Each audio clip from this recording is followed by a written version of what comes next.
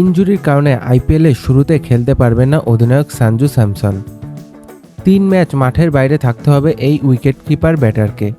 তার অনুপস্থিতিতে রাজস্থান রয়্যালসের নেতৃত্বে দেবেন রিয়ান পরাগ। সর্বশেষ আইসিসি চ্যাম্পিয়ন্স ট্রফি শিরোপা জিতেছে ভারত।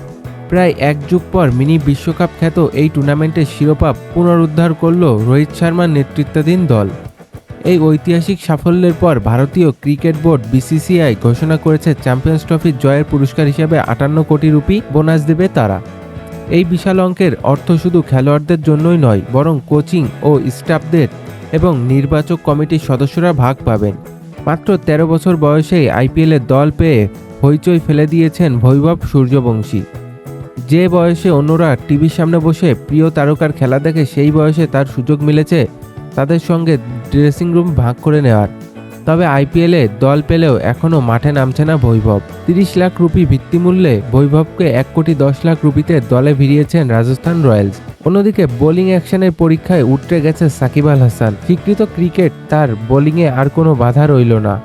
সম্প্রতি সময়ে বোলিং নিয়ে কিছু প্রশ্ন উঠলেও পরীক্ষায় উত্তীর্ণ হয়ে সেসব জল্পনা কল্পনার অবসান ঘটিয়ে দিল সাকিব।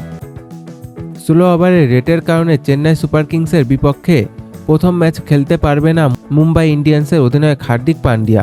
আইপিএলে নিয়ম পরিবর্তনের অংশ হিসেবে বিসিসিআই এবার বলে থুতু ব্যবহার করার নিষেধাজ্ঞা তুলে নিয়েছে এবং দ্বিতীয় ইনিংসে 2টি বল ব্যবহারের নিয়ম চালু করেছে। 2012 ও 2014 সালে গৌতম গম্ভীরের নেতৃত্বে এবং 2024 সালে শ্রেয়াস আয়ারের অধিনায়কত্বে আইপিএলের শিরোপা উঠেছে কলকাতা নাইট রাইডার্সের। আসন্ন আসরে চতুর্থ শিরোপা জয়ের লক্ষ্যে প্রস্তুত কেকেআর।